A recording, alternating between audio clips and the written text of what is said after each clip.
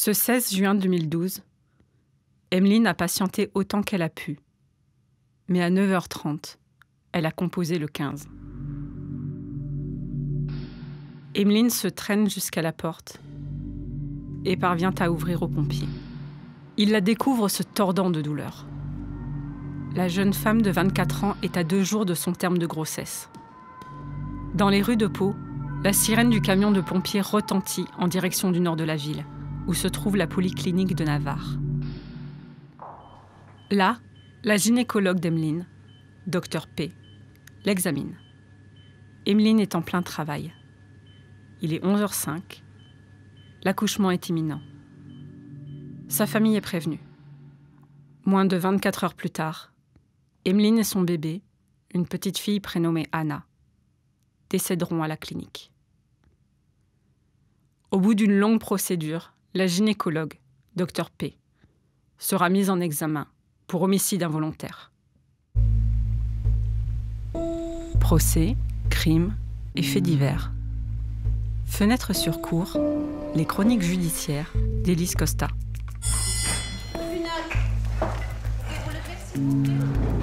Saison 3. 8 ans plus tard, place de la Libération, à Pau. Le palais de justice ressemble à une cathédrale avec son air glacé, ses plafonds hauts et ses petites chaises disposées le long de la travée menant aux chambres d'audience. Dans la toute petite chambre correctionnelle, le magistrat lit les expertises qui racontent, minute par minute, cette journée du 16 juin 2012, à la polyclinique de Navarre. Il y a beaucoup de termes médicaux. Parfois, le président lève la tête et dit « Personne ne décroche, ça va ?» Quand elle arrive, Emeline est algique. Algique, dans le jargon médical, veut dire qui éprouve des douleurs physiques. La douleur est propre à chaque personne. Tout le monde ne la ressent pas de la même façon. C'est un premier bébé. Peut-être qu'Emeline souffre autant parce qu'elle est très stressée. Peu de temps après son arrivée, Emeline se sent un peu mieux, jusqu'à ce que ça la reprenne. Emeline n'a pas ces douleurs qui vont et qui viennent, typiques des contractions. Ce sont des douleurs permanentes. Le col de son utérus est fermé. Il y a une échographie et un monitoring qui montrent des contractions utérines. Peut-être a-t-elle des douleurs ligamentaires, le syndrome de Lacombe, ce qui expliquerait les douleurs permanentes. À 12h20, après un bref répit, Emeline a de nouveau très mal. Sa mère est arrivée. Elle la voit se recroqueviller sur elle-même, sans cri et sans pleurs. Cette image parle tout de suite à la mère d'Emeline. Car si la douleur d'un accouchement est indescriptible, si Emeline n'a jamais été en travail avant, cette douleur, elle l'a déjà connue. Emeline a souffert pendant longtemps d'un volvulus. Le volvulus, c'est une torsion de l'intestin qui se retourne sur lui-même et provoque un nœud. Après avoir consulté des spécialistes à Bordeaux, Emeline a subi une opération du côlon et tout était rentré dans l'ordre. La mère d'Emeline prend peur. Elle appelle son généraliste qui lui conseille de rappeler les antécédents de sa fille à l'équipe médicale. Alors, la mère d'Emeline va voir la Dr P. Elle lui parle des problèmes intestinaux d'Emeline et du risque d'occlusion. La Dr P examine à nouveau Emeline. L'abdomen est souple. Son pouls et sa tension sont corrects. Pas de constipation, pas de vomissement ni de ballonnement, aucun signe d'occlusion. Le col est ouvert à un doigt.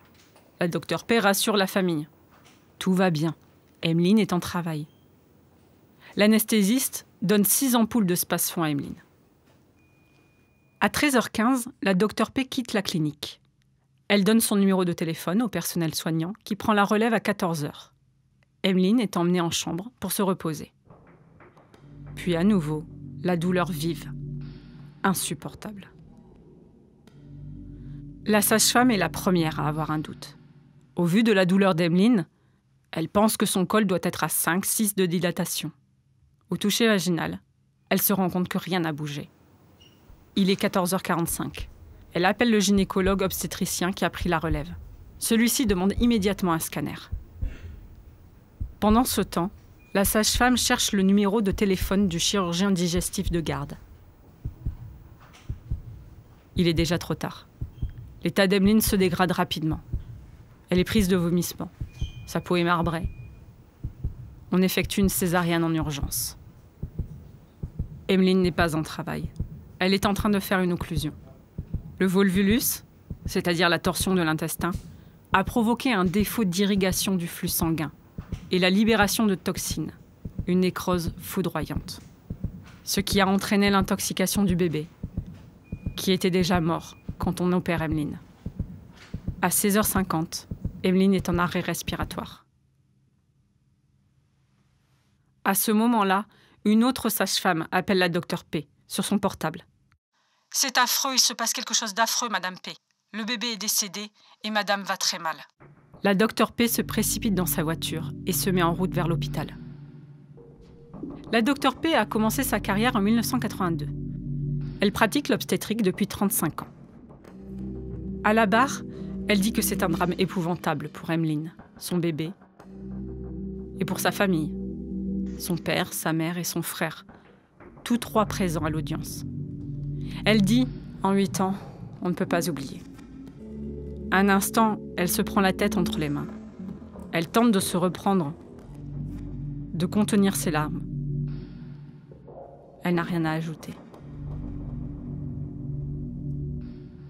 Avant de juger la docteur P, il y a eu 3 expertises médicales.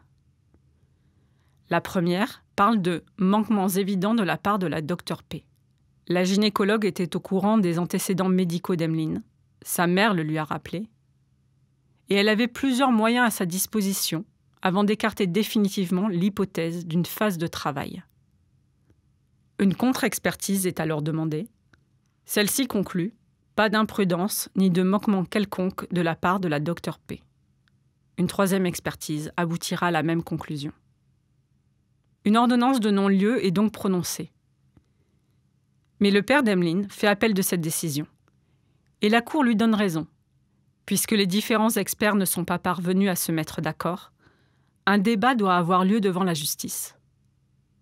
La docteur P est-elle coupable, je cite, d'enfermement diagnostic définitif ou, comme diront les avocats du père et de la mère d'Emeline, d'inattention et de manque de prudence.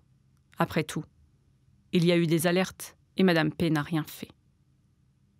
Après la mort de sa fille, le père d'Emeline a reçu un coup de fil d'une agent d'entretien de la clinique. Le jour des faits, celle-ci a entendu une dispute entre 2 médecins.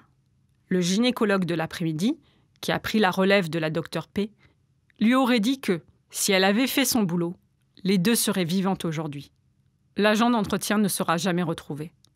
Aux enquêteurs, le gynécologue de l'après-midi confirmera avoir eu une altercation avec la docteur P. Il dira « Le jour même, je pense que j'étais en colère, car la perte d'une maman et de son bébé est un drame considérable. » Mais, il ajoutera, à la relecture du dossier, je pense que c'est une situation exceptionnelle.